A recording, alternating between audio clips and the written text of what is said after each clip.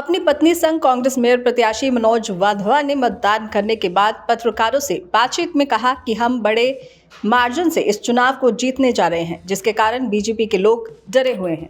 उन्होंने आरोप लगाते हुए कहा कि भाजपा के लोगों ने गुंडागर्दी मचाई है, हमारे टेंटों पर कब्जा किया, हमारे लोगों के बस्ते छीने और फोन बंद करवा दिए। उनको डरा धमका कर घर बैठा दिया गया। उन्होंने चुनाव आयोग की कार्यशैली पर भी सवाल उठाते हुए कहा कि चुनाव आयोग द्वारा बहुत बड़ा घपला किया गया है, बूथ संख्या को बदला गया है, जिसके बारे में किसी को भी सूचना नहीं दी गई, जिसके कारण आमजन परेशान हो रहे हैं। कई बूथों पर उंगली पर निशान नहीं लगाया जा रहा।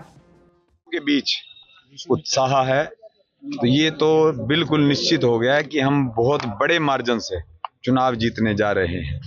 लेकिन जिस प्रकार की सरकार की गुंडागर्दी चल रही है, जिस तरह से बीजेपी वाले लोगों को भयभीत करने का काम कर रहे हैं, अब देखिए हमारे जितने भी बहुत सारे लोग जो बस्ते लेकर गए थे, उनके फोन बंद करवा दिए इन्होंने, उनसे बस्ते खरीद लिए और उनको डरा धमका के घरों में बिठा दिया कि आपने घर से बाहर नहीं निकलना।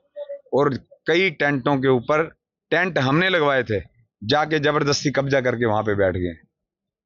और बूथों के ऊपर जो बूथ नंबर है वही गलत लिखे हैं। चुनाव आयोग द्वारा ये बहुत बड़ा ब्लंडर किया गया है कि कहीं पे बूथ नंबर जो पुराने में 219 था, वहां पे 20 नंबर लिख दिया और कोई भी किसी प्रकार को किसी को कन्वे किया नहीं है, किसी को भी नहीं, ना बस्तों पे बोला है किसी को, ना आम जनता को पता है।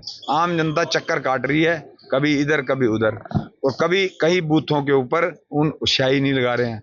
मतलब पूरी गुंडागर्दी चल रही है। किसी प्रकार की सरकार की तरफ से कोई भी ऐसा निष्पक्ष रूप से चुनाव नहीं करवाया जा रहा।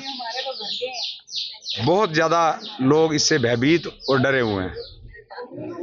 बाकी चुनाव हम इतनी भारी संख्या से जीतने जा रहे हैं, इस वजह से उनको इस बात का डर है कि वो इस तरीके की कार्रवाइयां कर रहे हैं। लोगों से क्या अपील है? सब सेक्टर है, संडे भी है, क्या कहना चाहोगे सेक्टर वासियों को? सेक्टर वासियों क्या, मैं तो पूरे करनाल की जनता को, जिसे अपना परिवार मानता हूं, ये निवेदन करता हूं कि आप घरों से बाहर निकलें। ये आपको डराएंगे धमकाएंगे, इसमें डरने ना तो डरने की बात है ना घबराने की बात है। ये आपका मौलिक अधिकार है मतदान। ज्यादा से ज्यादा मतदान करें, क्योंकि ये आपके करनाल के उज्जवल भविष्य की बात है।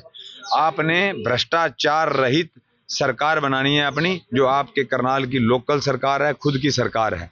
अगर आप वोट डालने आएंगे तभी आप अपना योगदान सरकार बनाने में दे पाएंगे। अगर आप वोटिंग प्रतिशत में कमी रखेंगे तो फिर कहीं ना कहीं मतलब आपकी जो जिम्मेवारी बनती है, आप अपनी जिम्मेवारी से भागने का काम ना करें। उन युवाओं से क्या कहना चाहेंगे जो पहली बार वोट डालने जा रही है? मैं उन युवा साथियों से अपील करता हूं कि उनका मताधिकार मिला है उनको, उन्होंने अपने करनाल के भविष्य के बारे में सोचते हुए मतदान करना है, उसकी लोकल सरकार बननी है।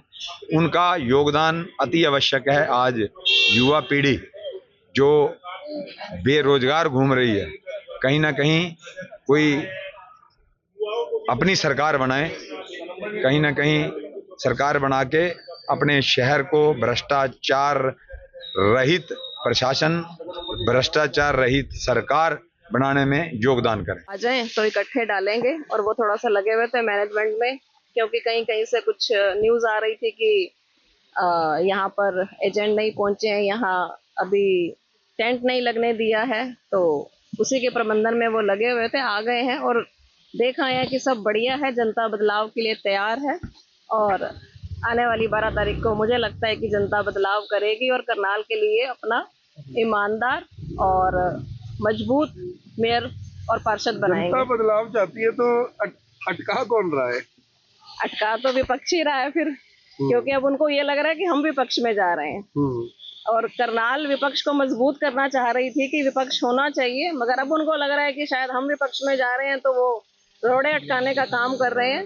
मगर जनता, मुझे नहीं लगता कि अब रुकेगी। आज बहुत यूथ भी है जिनके नए वोट बने हैं, पहली बार वोट डालेंगे। हाँ जी, उन्हें कुछ कहना चाहेंगे? हाँ, उनसे अपील करना चाहूंगी कि अपने मत का प्रयोग वो पहली बार करने जा रहे हैं, तो अपने मत का प्रयोग वो ऐसी ईमानदार सरकार बनाने के लिए करनाल के लिए अपने मत का प्रयोग करें और मनोज वाधवा जी को वोट दें। आप खुद एक महिला है, ये महिला वार्ड भी है सेक्टर जो 13 है। हाँ जी। महिलाओं से कुछ कहना चाहेंगे? अक्सर जो सेक्टर की महिलाएं हैं, थोड़ा सा महिलाओं को रहता है कि नहीं घर का काम करके, और क्योंकि सब मिलते हैं, ये भी एक लोकतंत्र का पर्व है, तो सब मिलते हैं तो उनको भी होता है कि हम अच्छे से ड्रेस सब होके जाएं, क्योंकि सब मिलते हैं, बाहर से भी आते हैं सब लोग वोट करने के लिए, जो बहुत ज्यादा मतलब कॉन्शियस होते हैं अपने वोट के लिए, वो बाहर से भी आते हैं।